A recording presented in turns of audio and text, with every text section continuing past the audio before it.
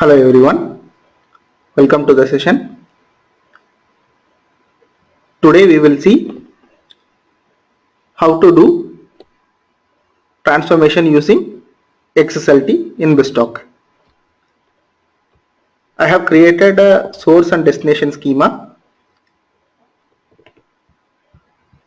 Order request would be our source schema, and order request contains header, then a product list containing product details, and stack holder containing broker agent, requester agent and receiving agent elements.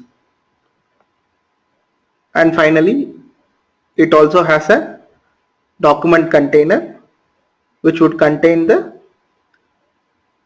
documents that would be associated to the order request.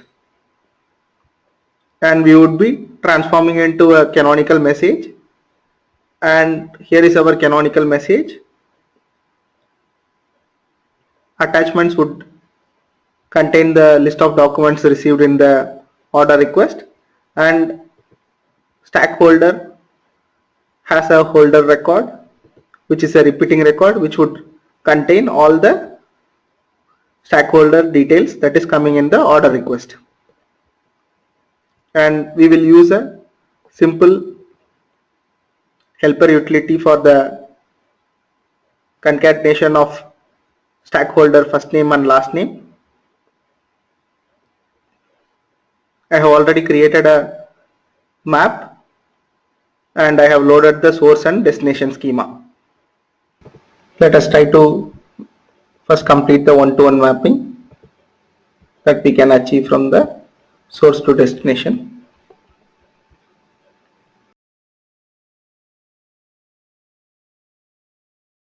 And for each of documents in the source schema, I would create a corresponding attachment node in the target. So in order to do it, I would bring in a for each looping functoid and then provide the document input as an input and map the output of the functoid to the attachment.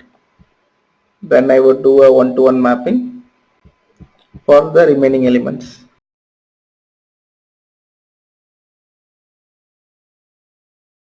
Let us validate the map, and you can see XSL and XML file. Let us open the XSL file and we will view the source, and whatever mapping we did in BizTalk Mapper got translated into a XSLT. And the simplest way to write our own inline XSLT scripts is to validate the map and then enhance the system generated XSLT. Now let us try to map the stakeholders from the source to the canonical using inline XSLT.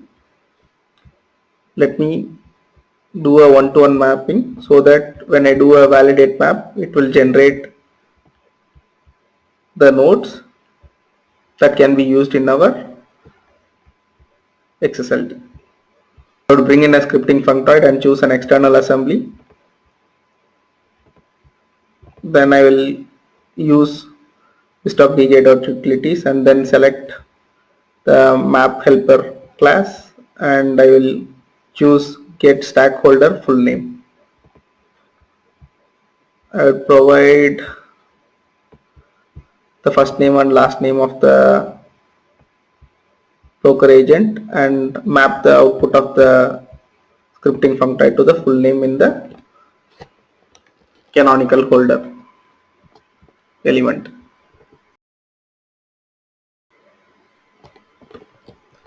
Let us validate the map now, and we can view our XSL file. And for the mappings that we did from the stakeholder on the source to the stack holder on the canonical, you can see XSLT was generated. Our requirement was to map the broker agent, requester agent and receiving agent under the stack holders to a common holder record in the stack holders of canonical. We would customize this XSLT and use it in our inline XSLT scripting functoid.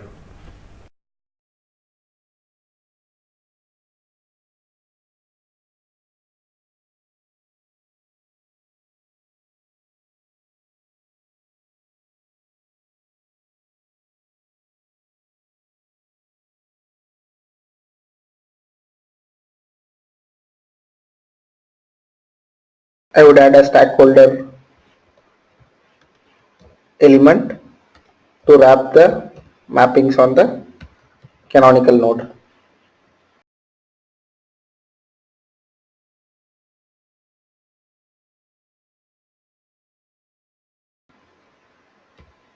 Let me temporarily comment out the code that calls the external assembly from inline XSLT, and I would declare a variable v1 at the top so that there will not be any errors due to undeclared variable.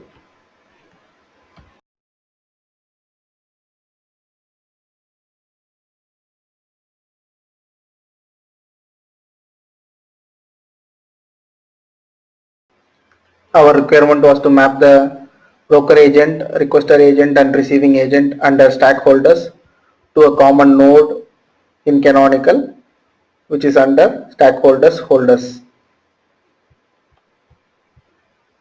So to achieve it, we have to loop through each record that is available in the stack holders in the source, and then we have to form the holder record under stack holders in target. So here is our XSLT script. So I made a small change. I would loop through each record under stack holders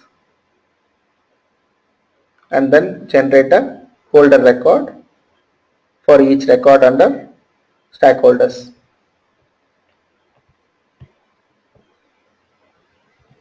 Let me copy the script and I would delete the mappings that we did on the holders record in the canonical. I would bring in a scripting functoid and configure the functoid with inline XSLT and then paste the script and map it to stack holders.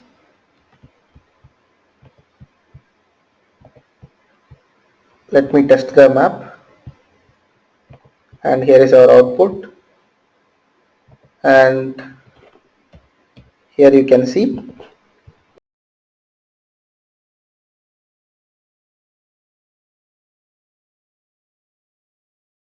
using inline XSLT we have generated multiple holder records under stack holders on the canonical.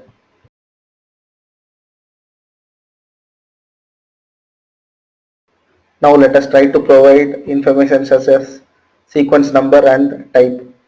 Type will give information about the stack holder. We'll go to the XSLT file.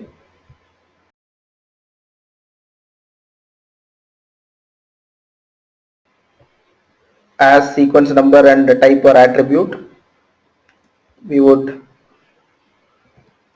use XSL element and provide the name, holder,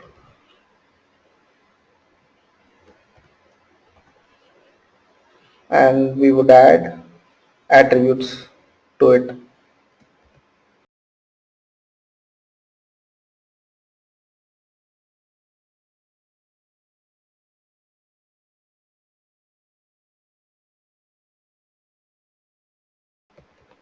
Position is a function which provides the index of the record.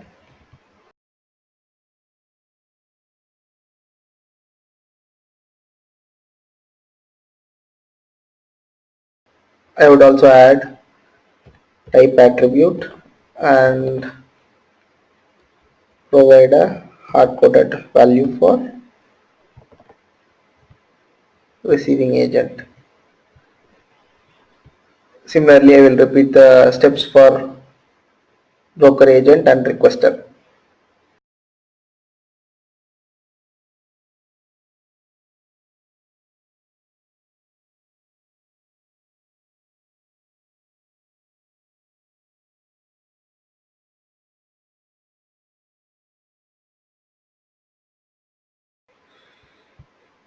Now let us update our inline XSLT script with this script.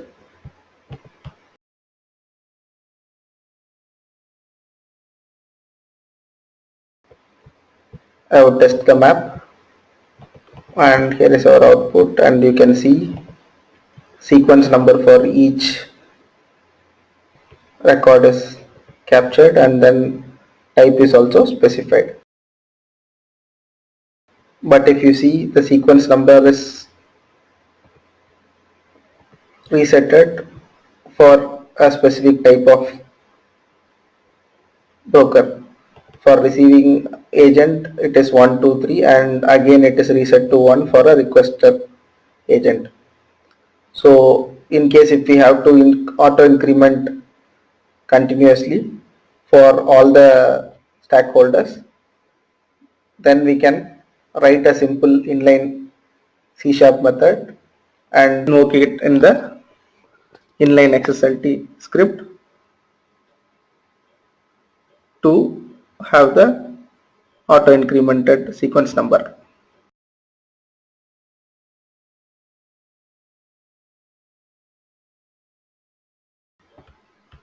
Let me add a scripting functoid, and I would choose a inline scripting functoid.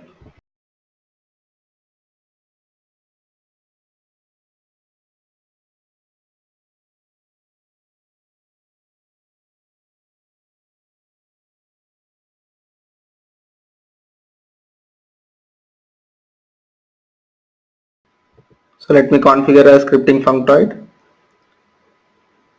with a variable sequence number and write a simple method to return the incremented sequence number. I'd go to the XSLT and then modify the sequence number attribute to get the value from the C# helper method. On the XSLT, I will replace the position function with the C# get sequence number method. I will apply this logic for all the stakeholder types. Let me use the updated XSLT script in the map, and let us test the map. And here you can see we have got the auto incremented sequence number.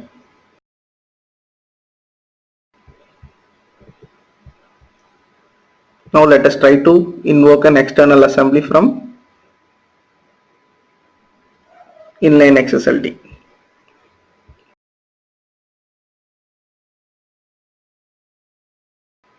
Let me add a simple method. I would say void method, and it doesn't take any parameter and returns an empty string.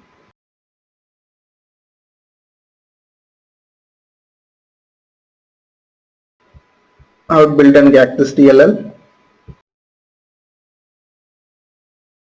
So coming back to the map,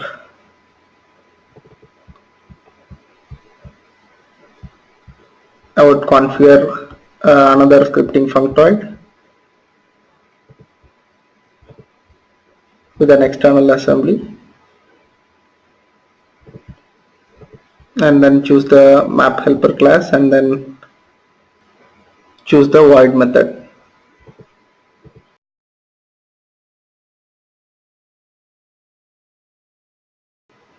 I'll do a dummy mapping to the root element. This is just to initialize the assembly object that we would be invoking in the XSL script. Now let me do a validate map and show you the extension object file. And here you can see external assembly is initialized using extension object.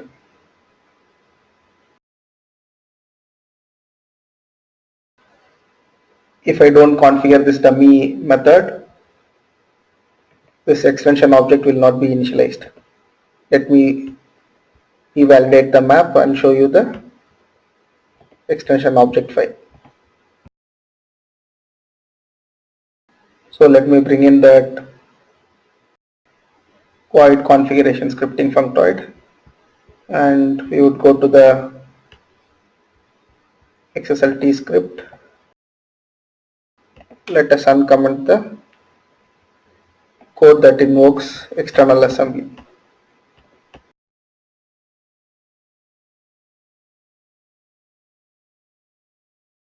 Let us configure the updated script and test the map.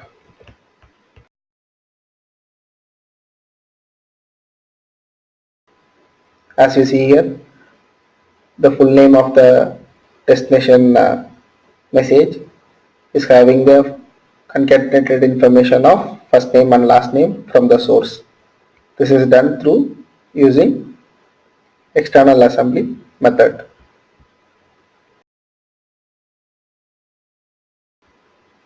And if you don't initialize with the dummy void method,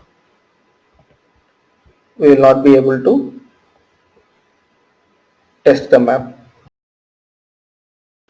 This would result in prefix script ns0 is not defined. Just to avoid the runtime exception, we are having a dummy method being invoked at the root level.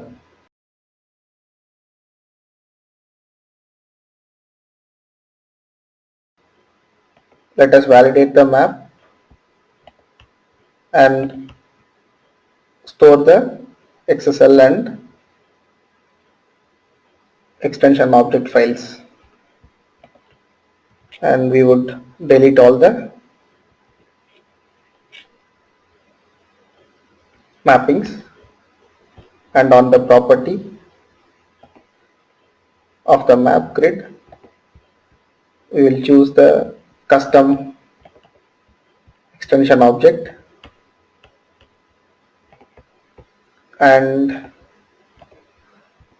custom XSL file.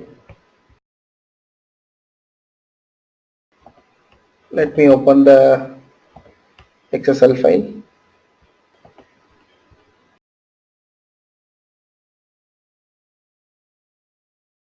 And you can see the complete XSLT for achieving the transformation from source to destination. We can customize this file as per our requirement.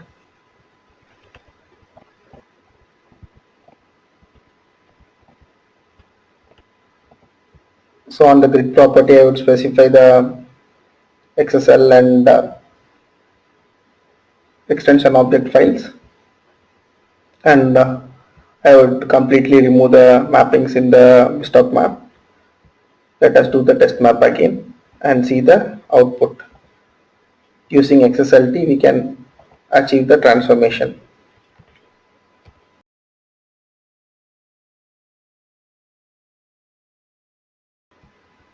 So today we have seen how to do transformation using XSLT, either through an inline XSLT scripting functoid or through custom XSLT file. Thanks for watching the video.